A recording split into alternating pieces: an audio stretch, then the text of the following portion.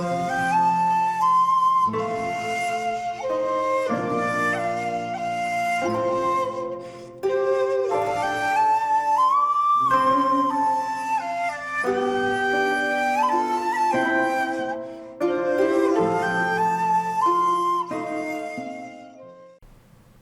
there, this is Solitary Ronin from Solitary Ronin Films, and welcome to my favourite 25 films from the 1990s. Again, this is my favourite, not the films I think are the greatest films of the 90s. It's hard to believe the 90s were so long ago. They seem like only yesterday. This might actually be the hardest 25 to whittle down in rank, as bizarre as that seems. And unlike the 2000s and the 2010s, which had a fair number of non-English language speaking films, the 90s have a good chunk of English language films, and certainly independent American cinema, for example. There is a fair selection of these. There is one film I haven't dug out because it's on DVD somewhere hidden in this library. So I'm going to start number 25. There is a filmmaker that will feature quite a few times in this list. And I could have added a couple more, but I tried to scientifically do this ranking.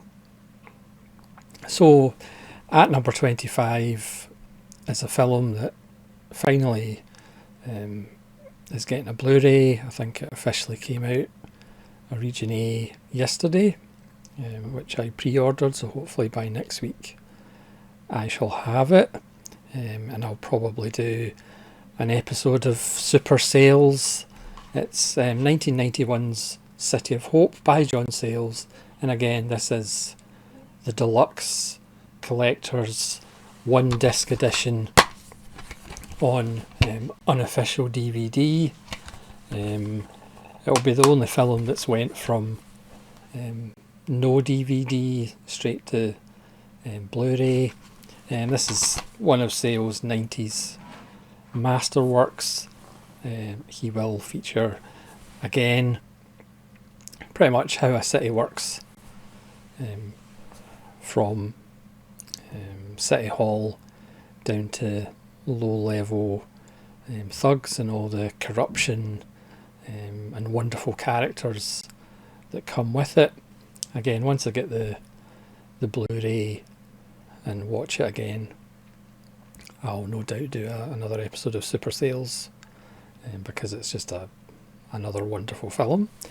Now 1990, this is when this next film came out.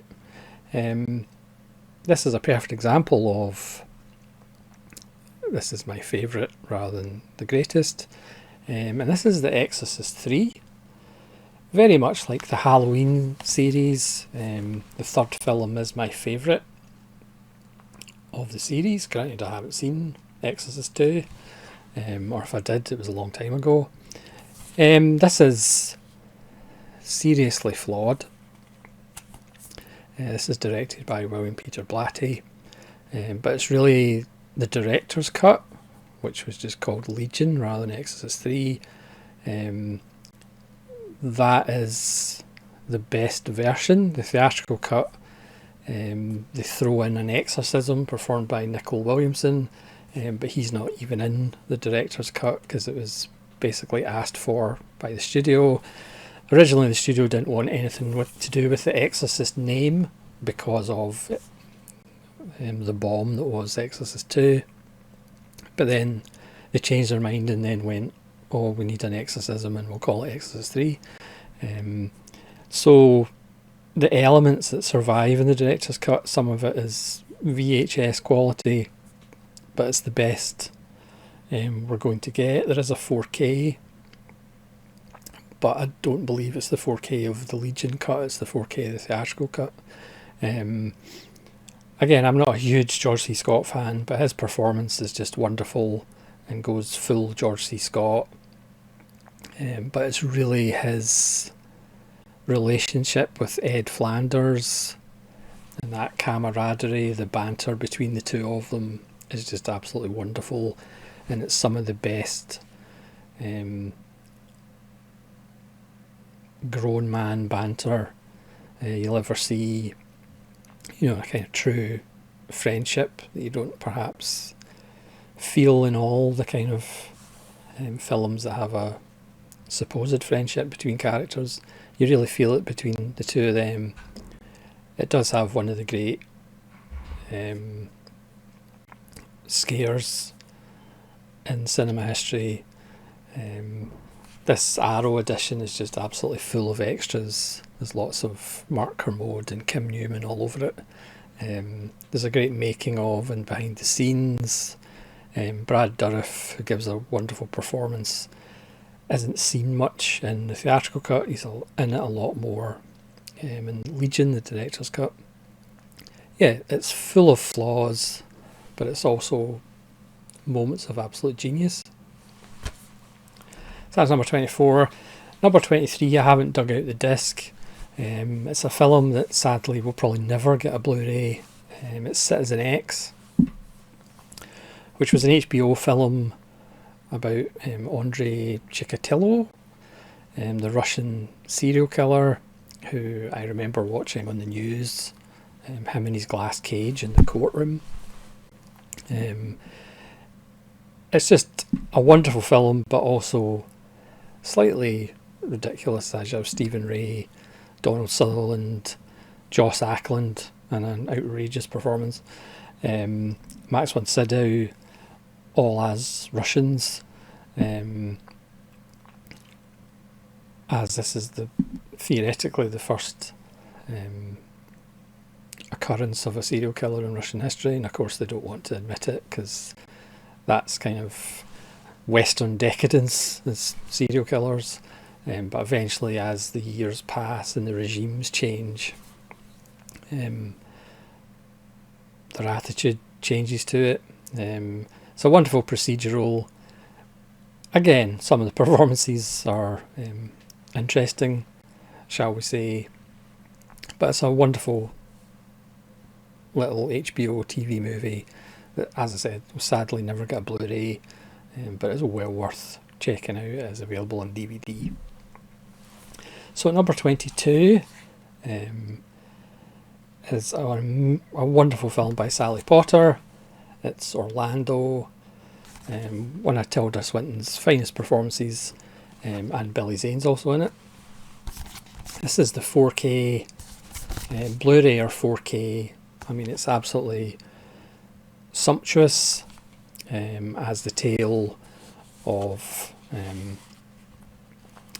a man follows 400 years of this person who starts as a man and then at some point turns into a woman.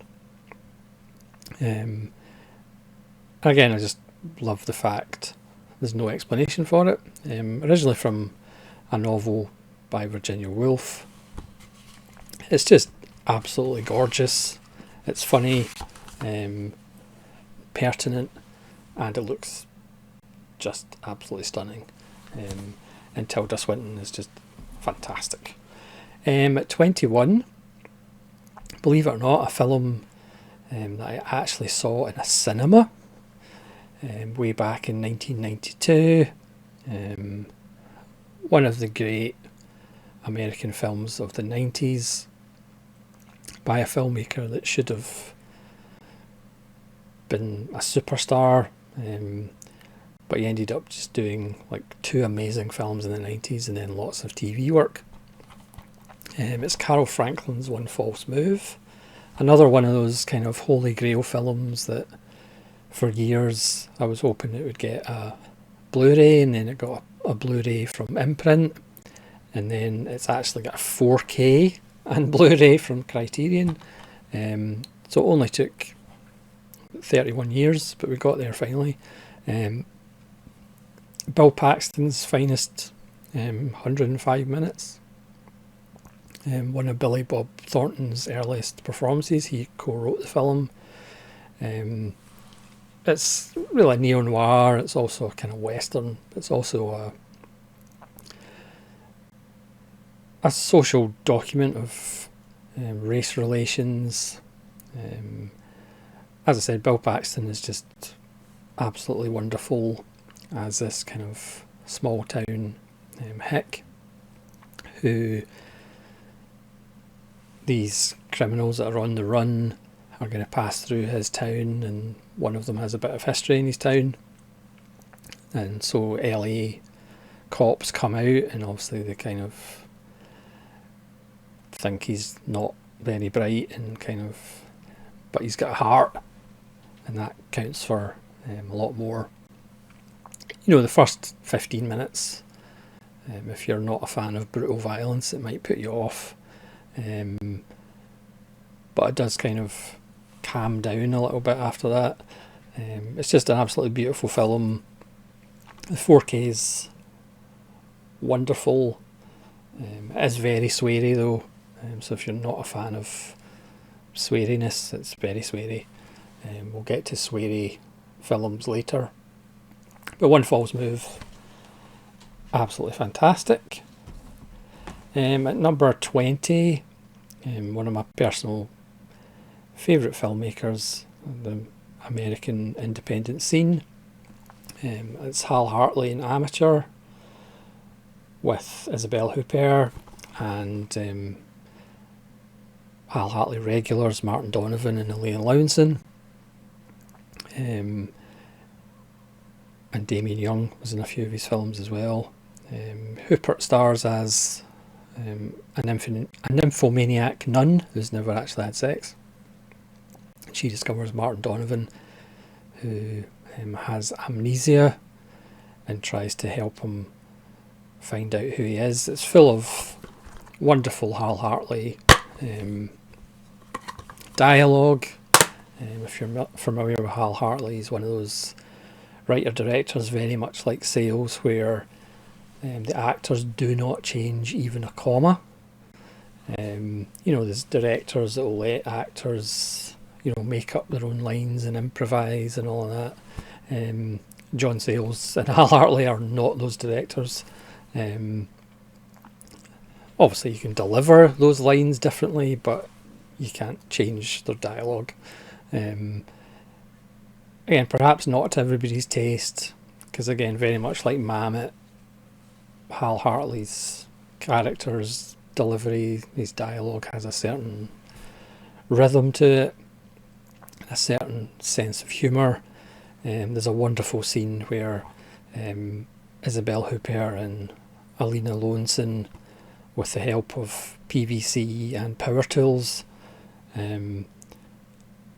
force a gunman to have an accident.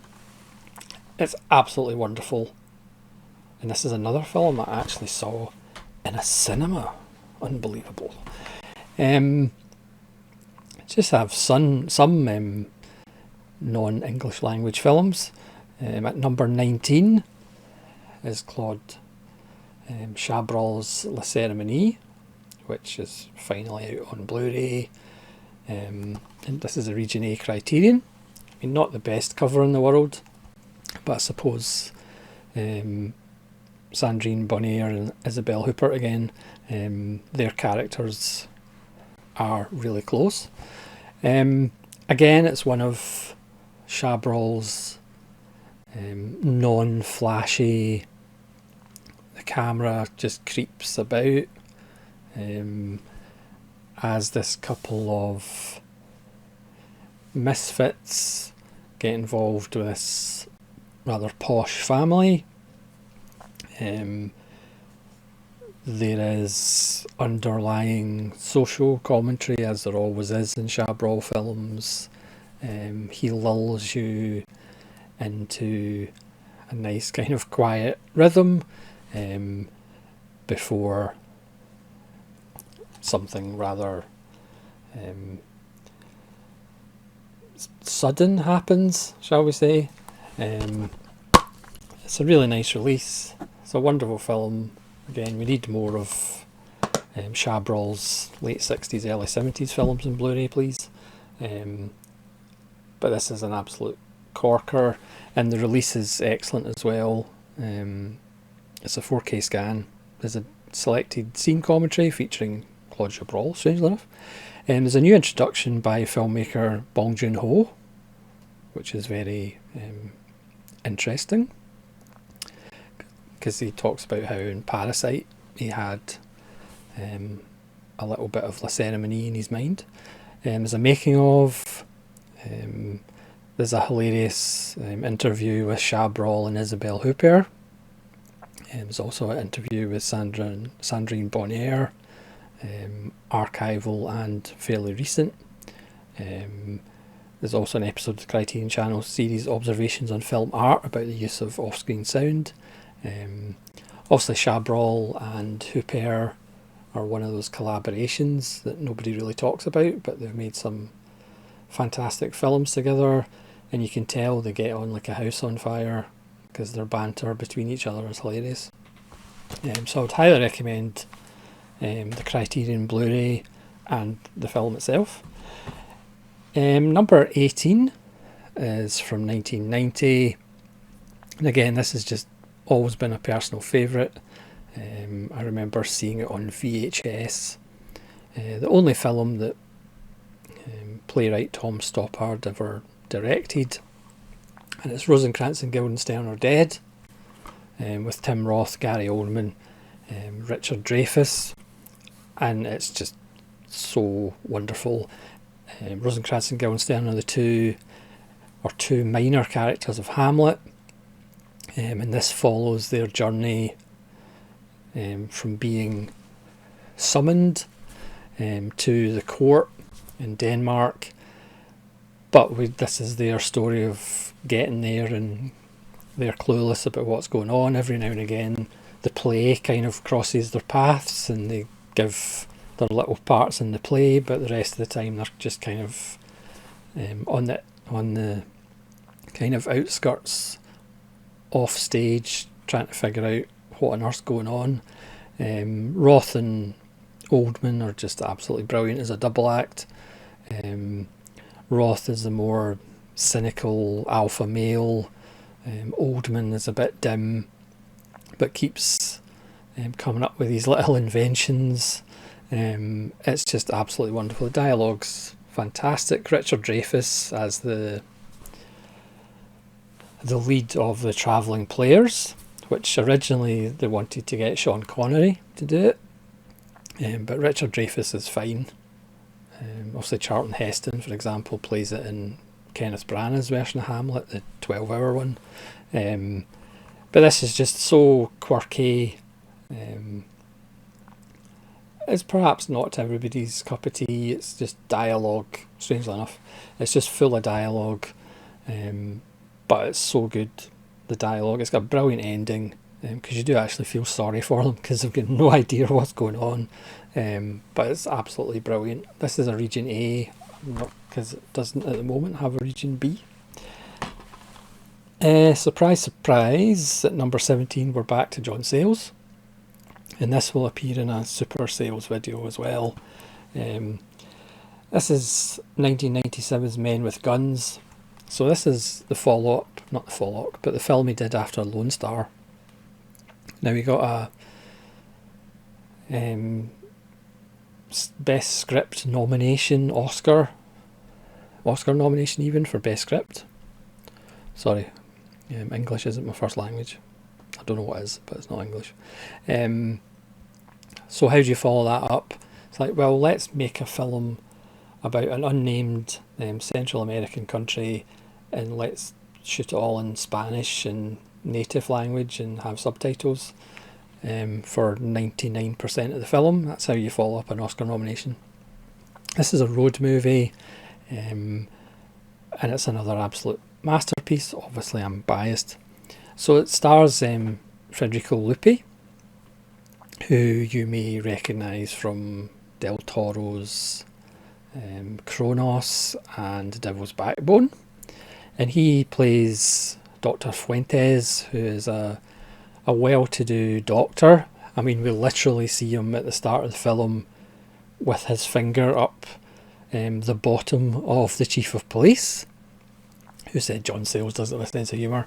So he's a very privileged doctor who thinks he knows everything about what's going on in his country, and he decides to go out and try and find the kind of trainee junior doctors that he sent out into the countryside to set up clinics, because he's heard one of them's went missing or something. So, as I said, it becomes a road movie where he goes slowly deeper and deeper into the country, and he meets different people. He meets a kind of fallen priest. He meets a girl who has been sexually assaulted by guerrilla troops. He meets possibly a runaway from one of the sides that's fighting, and he meets a small boy. Again, it's a road movie, so he meets different characters as he kind of discovers that he perhaps doesn't know everything, or doesn't know as much as he thought he did, and he's sent these young doctors out to a world that they shouldn't have really been in. It's just absolutely beautiful. Hopefully one day this will get a Blu-ray as well, but the DVD does look good, but Blu-ray would look even better, because again there's lots of beautiful countryside. Again, another wonderful Sayles script, obviously written, directed and edited by Sayles. Yeah, it's just absolutely fantastic. I would highly recommend it. Number 16, it's Carol Franklin's other 90s masterwork, in my opinion, and again my opinion is not fact, as we all know. It's Denzel Washington's finest film, Devil in a Blue Dress. Again, this is now available in 4K. Again, this was a kind of on the wish list of Blu-rays, or to please let us have a Blu-ray, and Indicator released it in Blu-ray, and then Criterion released it on 4K and Blu-ray. As I said, it's Denzel Washington's best film in my opinion, as he stars as Easy Rawlins, based on the books by Walter Mosley. And as I said, I did a video a while ago, films that should have had a sequel but I kind of wish they hadn't. But Devil in a Blue Dress, Denzel Washington should have did about 3 of these from Mosley's books. It's just wonderful. The post World War II America, Denzel Washington plays this guy Easy Rawlins, who ends up being embroiled in this mystery about Jennifer Beals and trying to find her. Don Cheadle, his breakthrough performance as Mouse, who's a bit of a hot-headed friend. The wonderful Maury Shaken, we'll get to him later. From 1995, it's got a great score, looks wonderful. Tom Sizemore plays a scumbag very well as well in this film, and the 4K looks wonderful. It's a great film about friends as well, and friendship as well. At number 15, it's another John Sayles, okay. This is 1996's Lone Star, which again was one of those films, can we have a Blu-ray please? And then holy moly, Criterion released a 4K and Blu-ray. So yes, I give Criterion a bit of stick every now and again, but then they released Lone Star and 4K, and also they did make one as well, which might appear in the 80s list, who knows. But again, I've done a video on this. It's just brilliant, masterful, about how we can't really escape the past that lives with us at all times, even though we try and say it doesn't. Brilliant cast: Joe Morton and Chris Christopherson, Francis McDormand and Chris Cooper and Elizabeth Pena, and a wonderful ending as well. he does know how to do endings very well. I mentioned Maurice Aiken, and he is in this film. This is from 1991, and it's Atom Egoyan's The Adjuster. I absolutely adore this film. Again, it's got another wonderful ending that doesn't really explain anything, and that's why I love it. It stars Elias Koteas as a loss adjuster, and his job is to pretty much go around asking people what they lost in fires. He has a wee side deal with a motel owner, and they all kind of go to this motel, and Elias Koteas sometimes goes the extra mile to make sure they're feeling a bit better, if you know what I mean. His wife, played by Arsenia Kazajian, who is Atom Egoyan's wife and appears in quite a lot of his films. She works in a censor's office, and she has an interesting approach to her work. The wonderful Maurice Aiken, his wife is a bit of a, what's the word, nymphomaniac or thrill seeker. They're rich, and Maurice Aiken has to pretty much provide all these scenarios for her. I'm not going to go into detail, but the film is an 18, and those two kind of families, if you like, their paths cross to devastating effect. It's just absolutely beautiful and weird and twisted, and it's this, The Sweet Hereafter, Exotica. Egoyan was one of the most interesting filmmakers in the world, and then the second half of his career happened. Again, as I talk about constantly, I'm planning to do a Egoyan season at some point. Just need to win the lottery, so I've got all this free time, so I can just do director series all the time. But The Adjuster is fantastic. Speaking of fantastic, also from 1991, from Krzysztof Kieślowski, The Double Life of Veronique, with Irene Jacob. Don't really need to speak about Double Life of Veronique, do I? Absolutely beautiful. Or if you're a cynic, you just go, it's a load of nonsense. There's no answers. I want films with answers. The Double Life of Veronique's not going to give them to you. Another brilliant score, some big new Preisner. It's just absolutely gorgeous. The special features on this 4K and Blu-ray, a conversation with Kieślowski, an interview with Irene Jacob, and a documentary, Kieślowski, Polish filmmaker, and the short films, The Musicians, Factory, Hospital and Railway Station. So you get a nice little bunch of Kieślowski. Again, every time I watch a Kieślowski film, it's an emotional experience, obviously.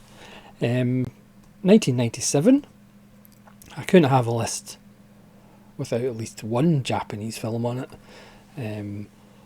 Hanabai, or Fireworks, from Mr. Katano.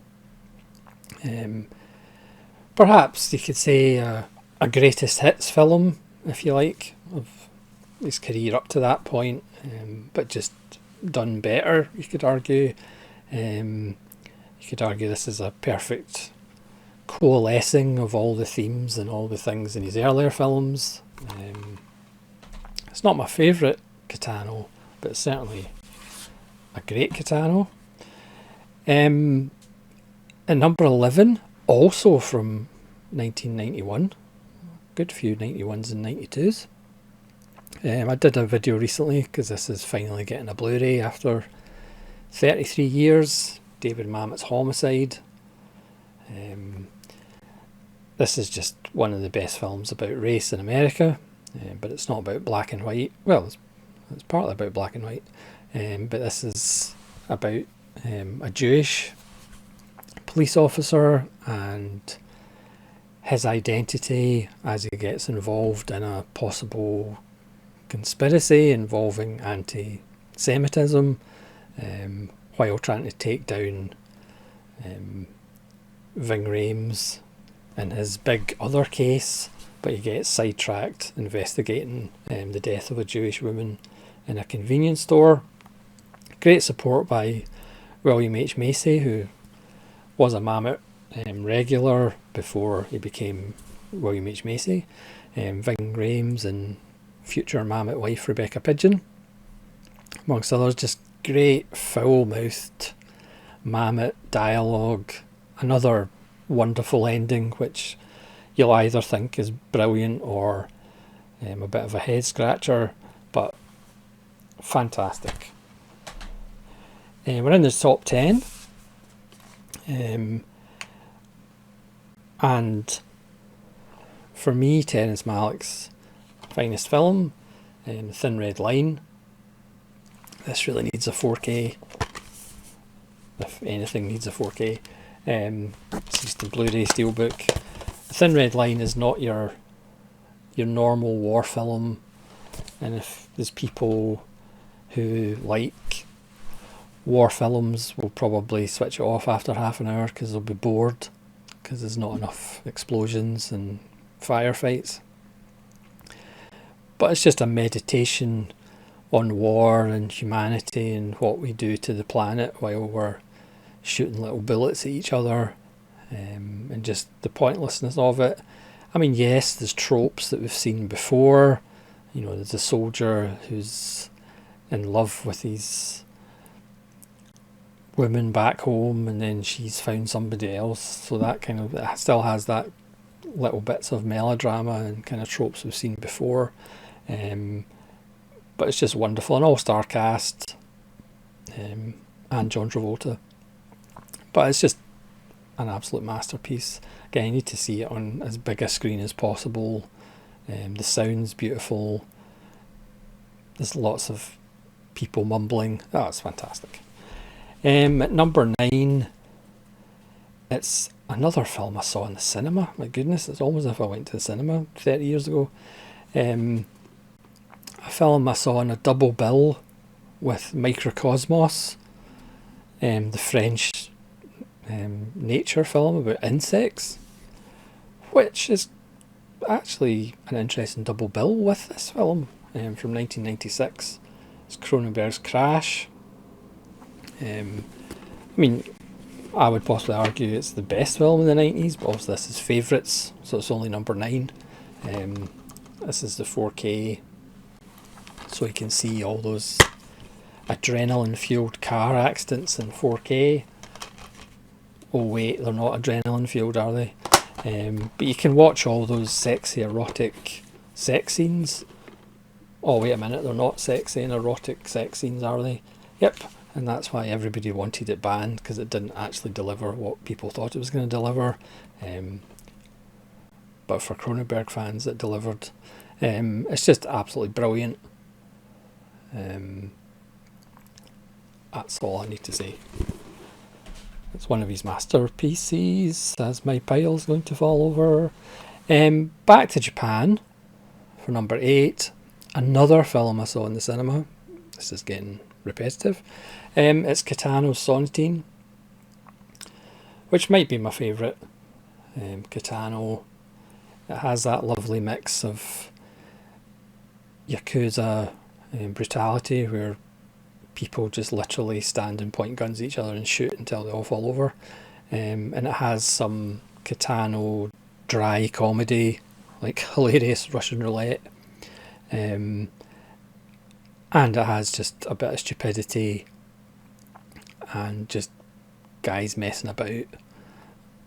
Beautiful locations, great editing, as in all Katano films. Just absolutely wonderful. Oh, and it's got a fantastic ending as well. Next, from 1998. Technically it's an Italian film, even though it's not actually in Italian. You know, I'm not a huge fan of Cinema Paradiso. It's still a very good film, but you know, it always appears in kind of great films lists, and it's not I wouldn't really go that far, but again, that's just me and I'm odd. But from the same filmmaker, Giuseppe Tornatore, The Legend of 1900, which still doesn't have a kind of UK Blu-ray release, which is sacrilege. This is an Italian release of the full length 2.5 hour one. One of Ennio Morricone's best soundtracks it's kind of underrated because nobody talks about it. He's one of his best soundtracks, but it's absolutely gorgeous. It's a ridiculous story. Tim Roth stars as this little boy, obviously he grows up, who spends his entire life on an ocean liner that goes from something like Italy to America and back again, and he never wants to leave the boat. It's completely ridiculous, shouldn't work, but it's absolutely fantastic. I could easily watch a 12-hour cut of it. Again, the music's brilliant. Different pieces of music that Morricone wrote for the piano. There's a wonderful piano duel between Tim Roth and Clarence Williams, with a brilliant payoff line by Tim Roth. Again, it's complete nonsense, shouldn't work, but it's absolutely awesome. Again, watch it on as big a screen as possible.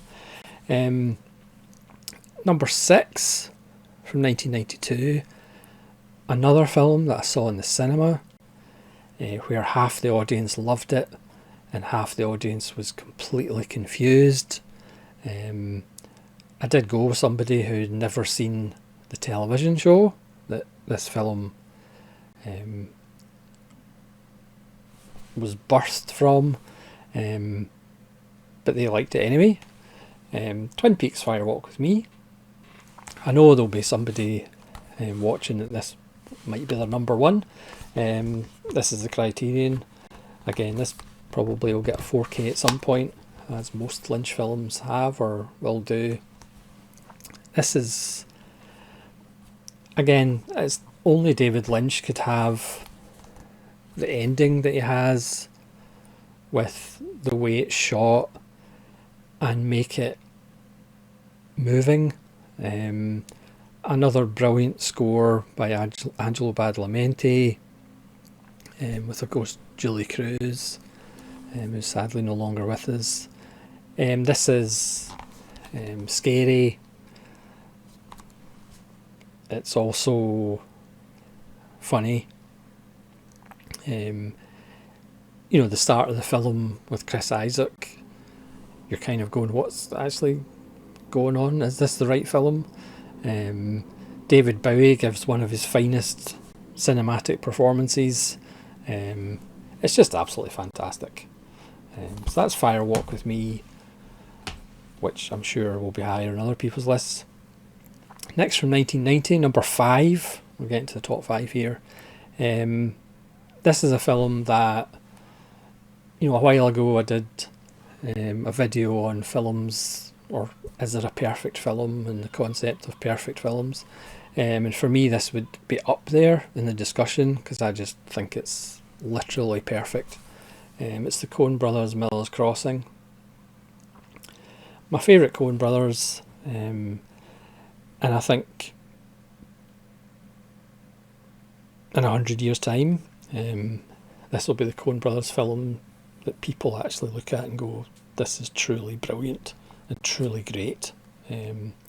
As much as I love other Coen Brothers films, I think this is the pinnacle, even though it was pretty early. When you consider they did Blood Simple, and this was after Raising Arizona. So to do that kind of live action cartoon, and then to do this, which looks absolutely gorgeous, the browns and greens and yellows, great performances, Marcia Gay Harden and Albert Finney and Gabriel Byrne and John Polito, John Turturro, twisty-turny script. Steve Buscemi's in it, obviously he's been in a few Coen Brothers films. Great music, they create their own language, their own slang. It's just, I could watch this all day. It's just such a beautiful film and such great performances, great dialogue, pithy dialogue. And again, it's just one of those films that I think is literally perfect. But it's only number 5. Number 4, as most of you will probably know if you're regular viewers of this channel, and I thank you very much for being regular viewers of this channel, from 1993, in my opinion, the greatest film Martin Scorsese's ever made, and my favourite Martin Scorsese, Age of Innocence. And this, can this get a 4K please? This is just absolutely sumptuous. I remember when it was announced he was doing this, I was like, what? Scorsese's doing a costume drama? What's going on? But from the first time I watched it, it's just absolutely gorgeous. You know, I'm not a huge Daniel Day-Lewis fan, but he's brilliant. I'm not a huge Winona Ryder fan, but she's brilliant. I'm not a huge Michelle Pfeiffer fan, but I was after this because she's just absolutely fantastic. It's all about you never get what you want. Fantastic. Yeah, needs a 4K if anything needs a 4K. Just absolutely gorgeous. It is almost a homage to Michael Powell with the way he uses colours. Just absolutely wonderful. For some reason on the back it says it's a 12 for infrequent strong language, but I can't actually remember any infrequent strong language, but maybe I missed Michelle Pfeiffer dropping an F-bomb or something, I don't know. Beautiful, wonderful, and you're never going to get what you want. Fantastic. Not to repeat myself, but this is another John Sayles film. Another John Sayles film that's only available on DVD. Hopefully that will change. This is number 3 and it's from 1992. And it's Passion Fish. Again, a lot of John Sayles films don't sound great. This is about Mary McDonnell, who's a soap opera actress who gets hit by a taxi in New York and is paralysed, goes back to her family home in Louisiana and goes through a bunch of home helps until she gets to Alfre Woodard, who has her own problems, and the two of them bond and become friends. God, that sounds terrible, but in actual fact it's another Sayles masterpiece.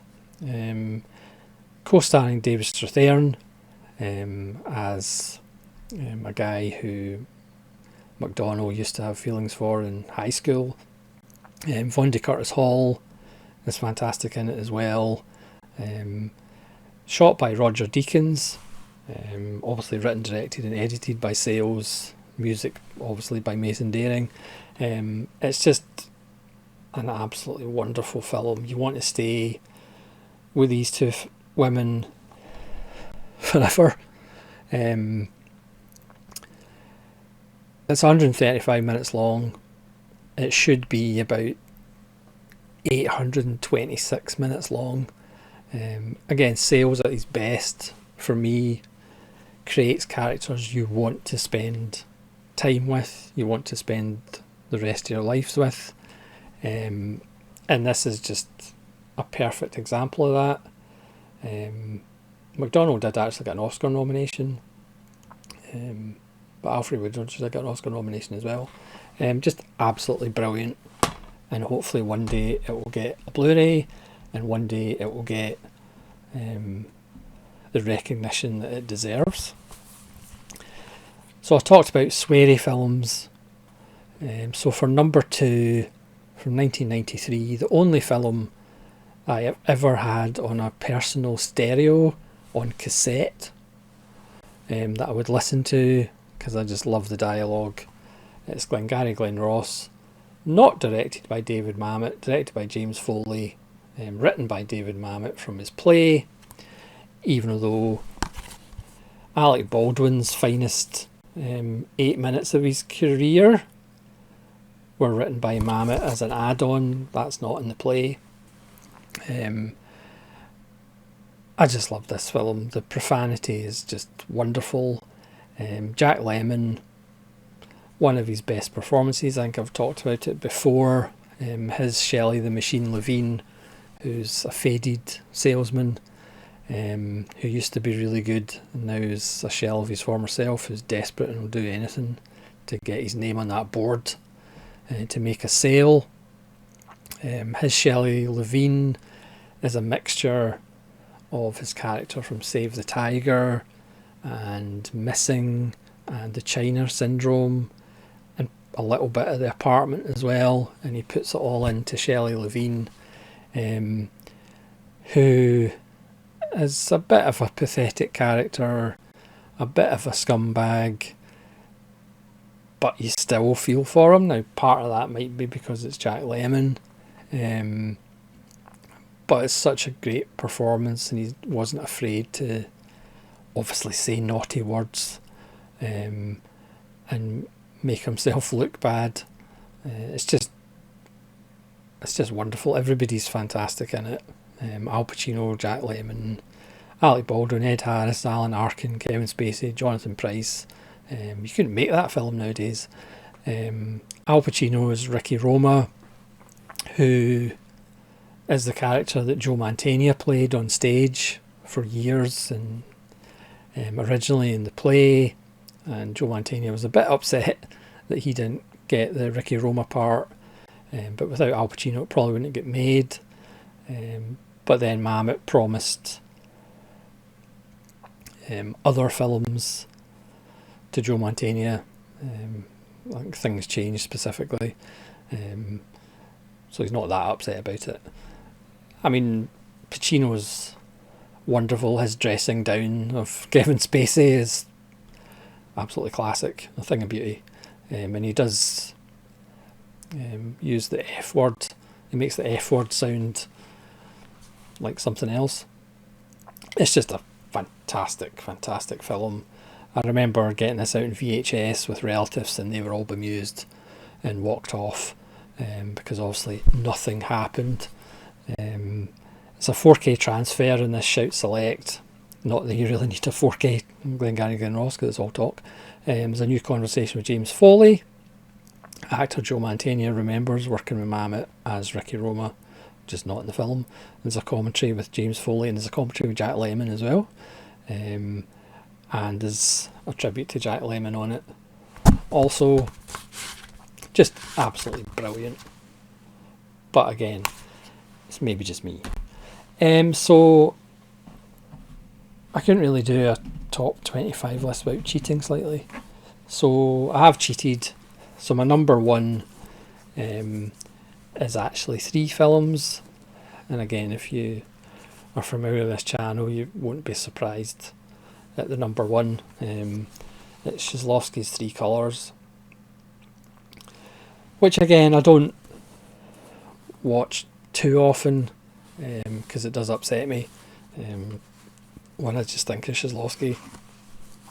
Obviously after Red and being beaten out of the Palme d'Or by Pulp Fiction, he'd announced his retirement before that, but then he'd kind of come back to announce he was going to do another Heaven, Hell and Purgatory trilogy, and of course unfortunately we never got to see that.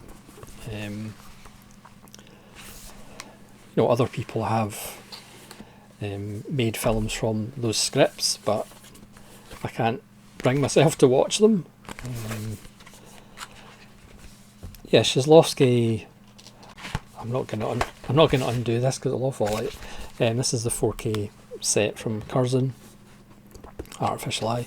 Shizlowski and Chris Cornell are pretty much the two artistic deaths that hit me the hardest. So every time I watch a Shizlowski, it's it's bittersweet. I mean, I should get over it, considering it's been quite some time, 20 odd years now, coming up for 30 odd years.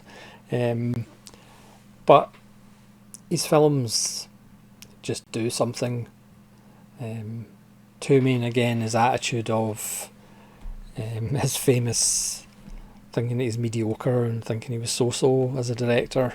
Yeah, I do love directors who don't come out and say, oh yeah, they're the best thing since sliced bread.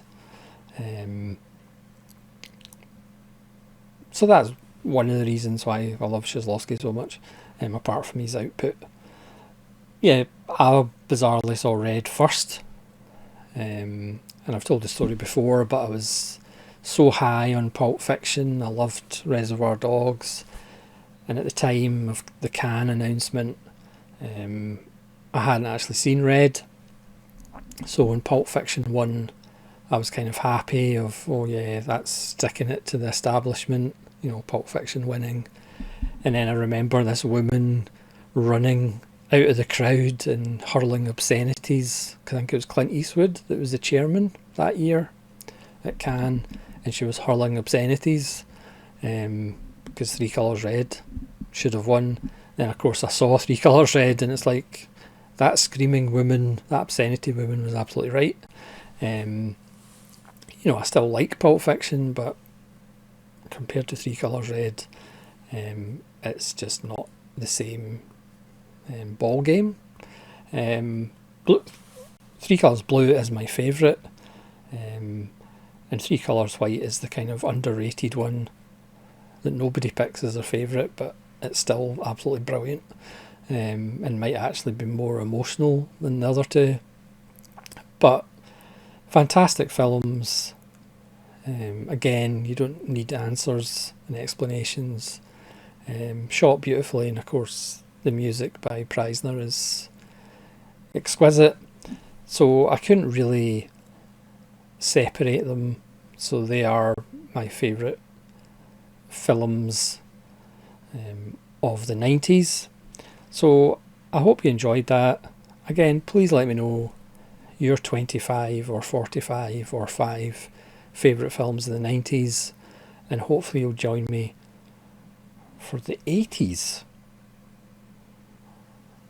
So thanks very much for watching. Appreciate the support. This is Solitary Ronin from Solitary Ronin Films, saying farewell.